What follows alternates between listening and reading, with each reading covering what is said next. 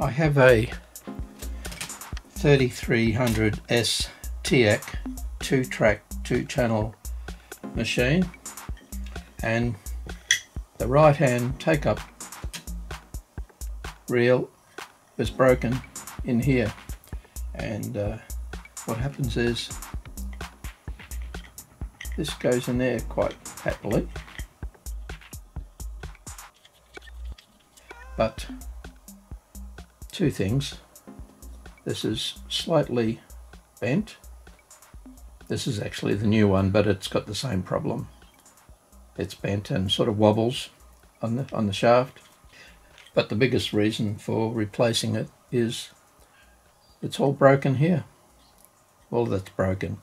Well, I could manage to grab a hold of the reels. It wasn't very good, and you had to be doubly sure that it was locked on. So anyway, I picked up a second-hand one off eBay,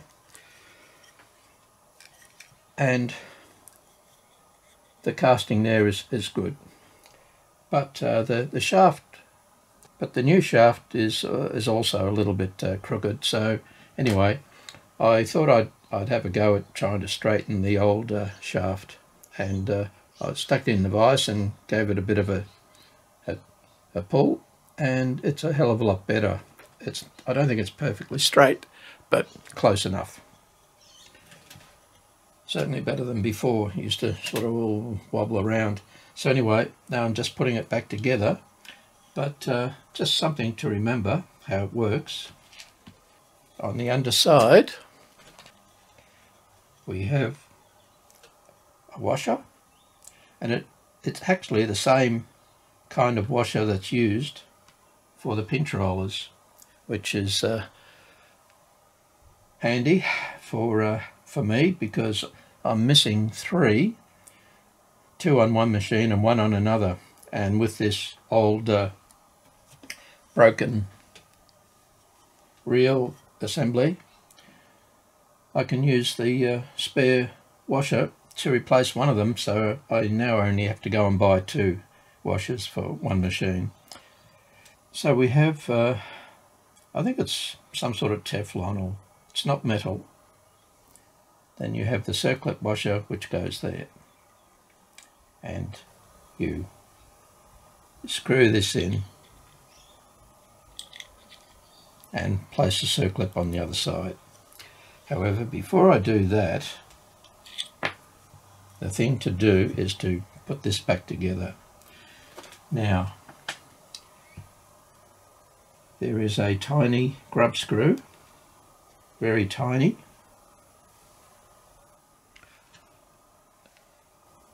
which goes into the side of the knurled knob, and I'd needn't have taken it all the way out, but I wasn't sure. We put that back in. Right, so that now fits freely over there for the moment. Then this thing goes on. This is the little trident holder. But now comes the tricky bit. Took me a little bit to realize it, but what there is there's a little tiny spring, even smaller than the grub screw, which goes in the side here, and the idea of that is to provide friction. So the trick now is to put this on. Oops, it is so small. Not quite sure how to do this, but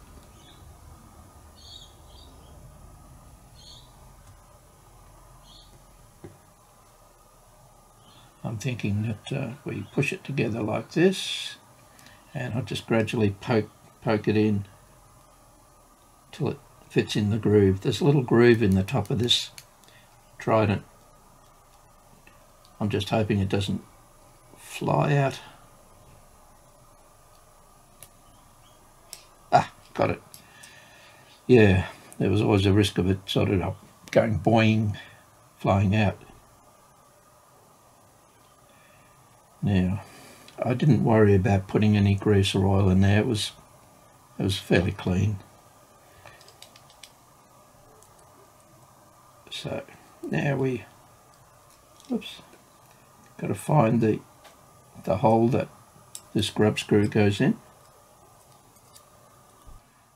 There's a hole that goes right through the shaft that it sits in, but I must have twisted it slightly.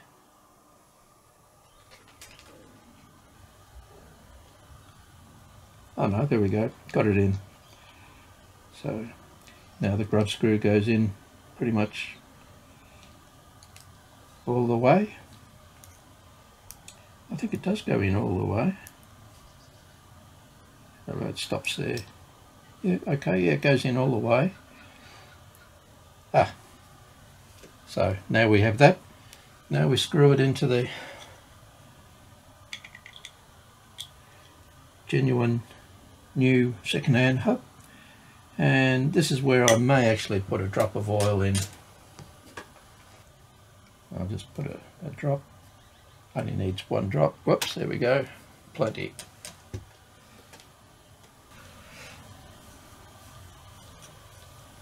It's binding a little bit, but it's binding quite a lot.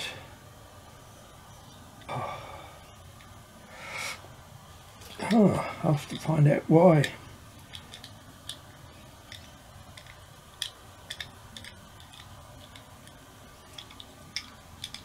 It could be I might have distorted the thread when I gripped it in the vise.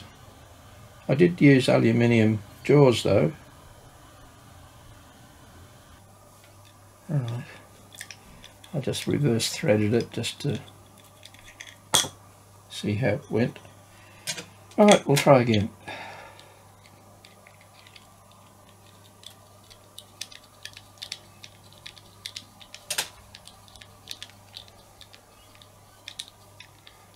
Right, that's where it stopped last time. Okay, a bit of brute force. Damn.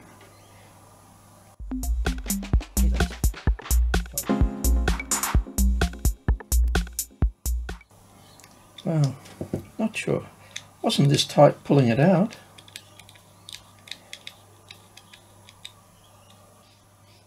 Well, I'm going to have to go and find out what the thread is and perhaps re-tap them. I shall return.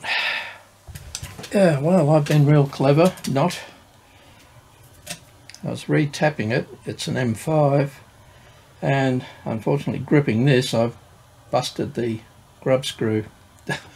That's a good thing I have the other one. And yes, the thread just wasn't good. The thread in the reel itself was okay, but the steel thread wasn't very smooth.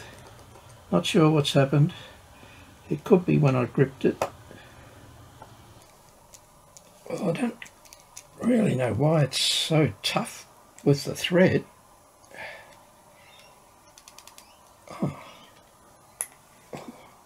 I'm using some proper cutting compound, so it should be doing the right thing. It's almost as if it's the wrong die rather. I might go and try another tap and die set and see if I can see a difference. Yes, that was it. The tap I was using wasn't good. Sorry, the die wasn't good. I use a new P&N die and it clears the thread beautifully. So just got to give them a bit of a clean now.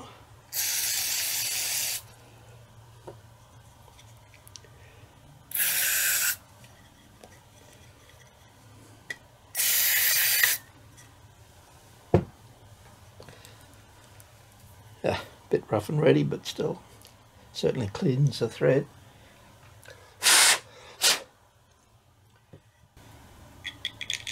we put that in, we can screw it all the way through to there, which it needs to be. So much better now. Yeah, the die that wasn't working correctly was a Workzone. That's an oldie brand, so oh, there you go. I just happened to pick the wrong set. Put this back together like I did before with a little spring that goes onto here. Right. Yeah, find the hole for the grub screw. There it is. And I'll use the newer grub screw. Yeah, I broke the other one. Stupid me. That's all it needs. And in we go. Nice and smooth now.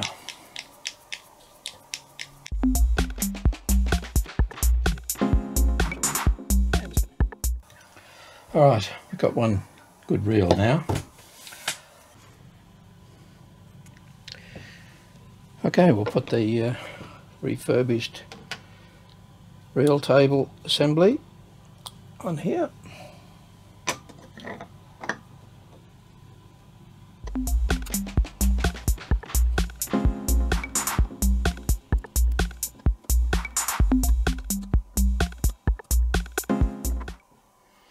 Oh, it's missing the word TEAC. Well, the old one didn't have TEAC written on it either, so strange. One does and one doesn't. Perhaps something got replaced at some stage. Right, now let's see how it goes. Ah, beautiful, nice and easy. Ah, yes. Ah, terrific. Alright, let's now try play and just see what it's like.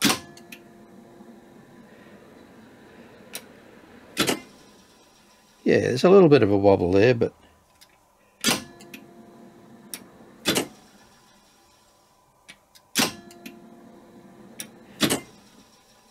I'm not going to try and make it better than that. Oh, right. Another job done.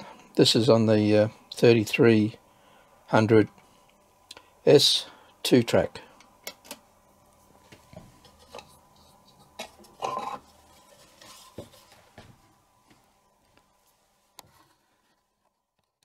The second-hand reel table assembly cost me around about $100. Yeah, it's a lot of money for it, but some things you just have to do. You have to make the machine work right, or you just get rid of it. So when I do sell it, it's going to hopefully be in good working order.